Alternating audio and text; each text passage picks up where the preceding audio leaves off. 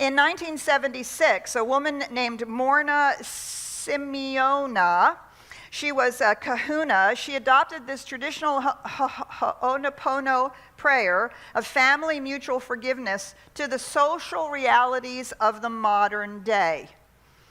And so for this, she extended it both to the general problem-solving processes outside the family and to the psycho-spiritual self-help rather than group process. She saw in this something really important. When she passed away, her primary student, Dr. Len Hew, carried on with this tradition.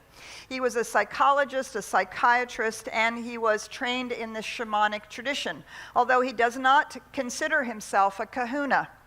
So he was invited at one point to come into the Hawaii State Hospital. You may know this story. Into the most critical ward where they kept the criminally insane patients. It was an extremely dangerous place. Every patient, the 20 or 30 people that were in there, were shackled. They were in shackles. They wandered around in very constricted environments because they were physically dangerous to themselves, to each other, and to the staff. They had already gone through countless people to come in and work in this situation. And in desperation, they asked Dr. Len Hew if there was anything he could do. So he came in, and rather than meeting with any of the patients, he sat down at the desk with each one of their files. And as he looked through each one of their files and read the information about them, he did this prayer. He worked on himself. He would repeat this mantra over and over again. And miraculously, gradually, all the patients began to heal.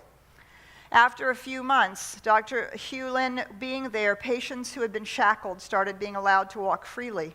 Others who'd been heavily medicated started getting their medications reduced. And those who had been seen as having no chance of ever being released in a 3-year period of time were released and freed. The staff also began to feel an extraordinary change in their engagement in this environment.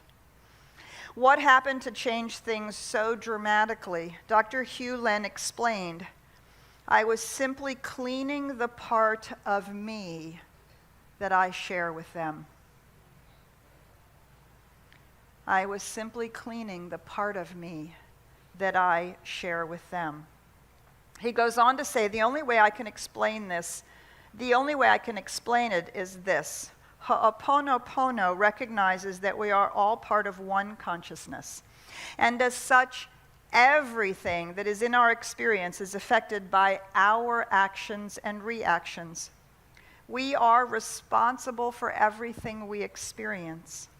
Dr. Hewlin explains, total responsibility for your life means that everything in your life, simply because it is in your life, is your responsibility. In a literal sense, the entire world is your creation. That is radical responsibility. In the Buddhist tradition, we have the loving kindness prayer. May all beings be happy. May all beings be free. May all beings experience loving kindness. And it is an outwardly focusing loving kindness prayer. The Ponopono prayer is an inwardly focused prayer. It recognizes it's an inside job and that it takes total responsibility. So the prayer is this. Imagining the person, the situation, the people, the group, the event, whatever it is, over and over and over again, the mantra is, I'm sorry. Please forgive me. Thank you. I love you. I'm sorry. Please forgive me. Thank you. I love you. Dr. Joe Dispenza speaks about this in a book called Zero Limits, and he said when he first started it, and it's true, when I first started it too, I was like, wait a minute, why would you forgive me for why would I ask for forgiveness for your behavior when it was your behavior? And he talked about how difficult and how challenging that is. What he is saying, we are living in a shared consciousness where if one person's consciousness changes, it can change the whole. This is what Gandhi meant when he said, in order to change the world, be the change you want to see. Be the change you want to see happen in the world. Joe Vitale wrote about Dr. Liu and this practice in Zero Limits and says, "Phew, this is tough to swallow. Being responsible for what I say or do is one thing, but being responsible for what everyone in my life says or does, that is quite another."